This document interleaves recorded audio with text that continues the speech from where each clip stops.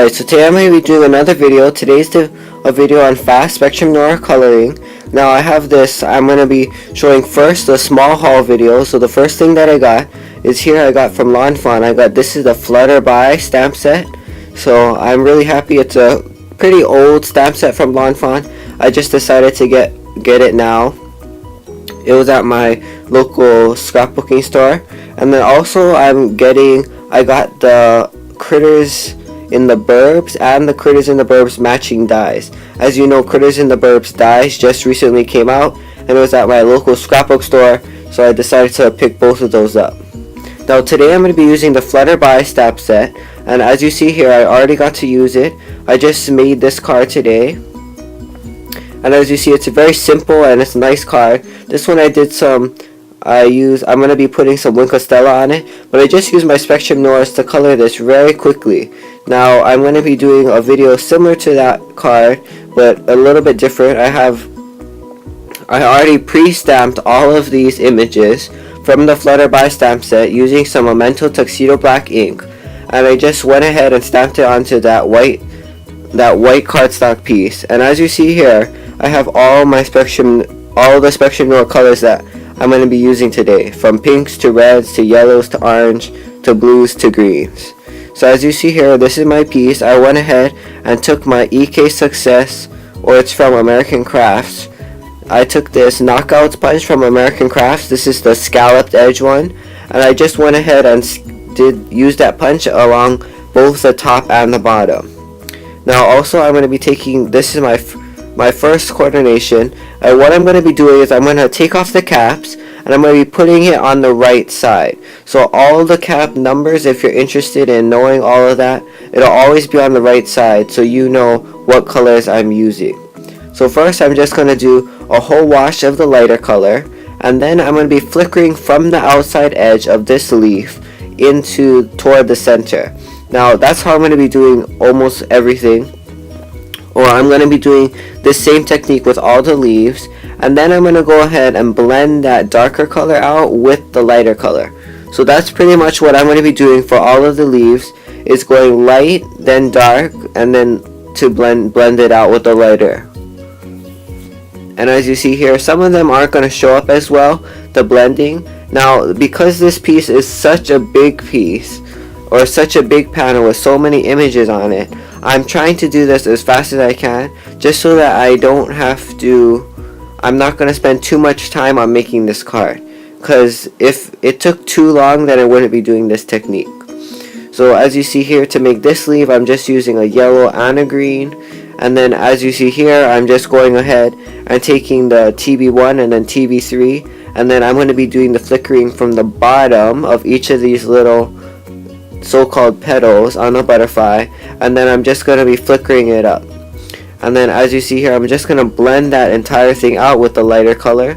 And then as you see there, now certain colors are going to blend a lot better, and certain colors aren't going to blend as good.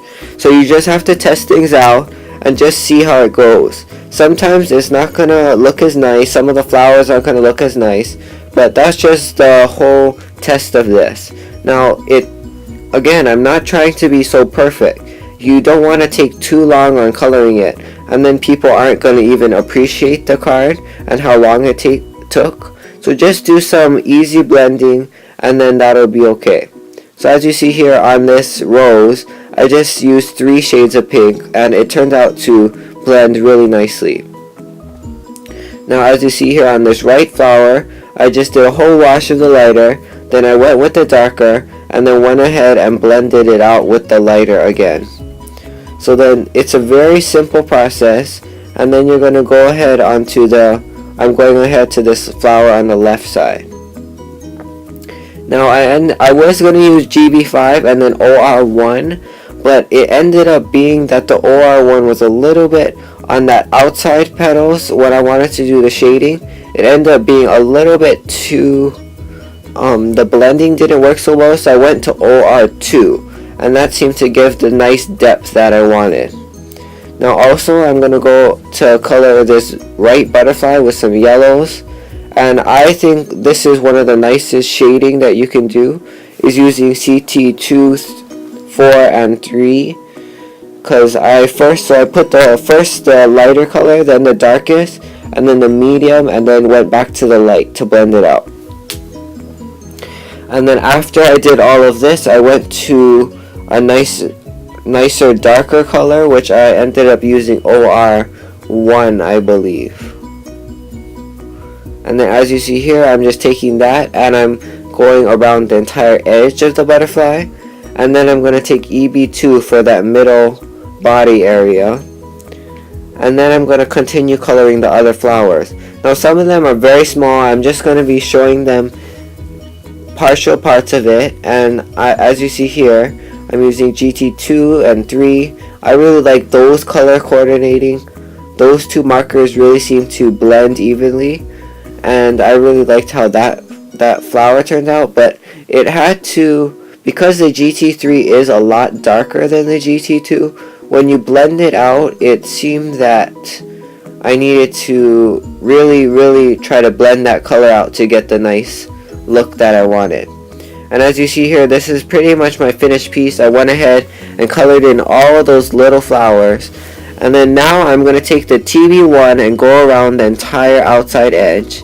And I ended up cutting the top off and putting it onto a regular A2 card. And then that's how it ended up being. I'm really happy with how it turned out, but I just had to add a little bit more by using my Wink Stella and the Sakura Jelly Roll pen in the clear. So when you regularly have your Wink Stella, you know how the glitter is a very subtle glitter. So I wanted it to be a little bit more bright and pop out a little bit more. But then the Sakura Jelly Roll pen is very strong, and it's a very shiny glitter. So I decided that I'm putting the Sakura Jelly Roll, the clear, onto the base or wherever I wanted the shading of the flower, and then going ahead with the Wink Stella and blending it out. Now that's going to make the whole entire flower be shiny, but get that glitter toward that shading area. So now as you see there, I'm starting on that. I did the Wink Stella on that whole entire leaf.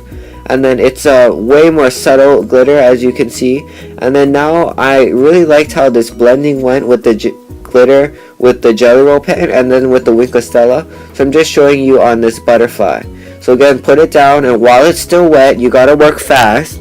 You blend, you try to push it out, all the glitter, and then you just go ahead and blend it all out with your Wink Stella. So I'm going to do that to every flower. Certain ones are going to be more powerful than others, just by the way that the pen works. Now, I hope you like this card. It ended up being it turned out to be very sparkly. And thanks for watching this video. Please subscribe and please leave your comments below. If you want to see any of my other card projects, please visit my blog at micahscrafts.blogspot.com. And have a great day. Bye.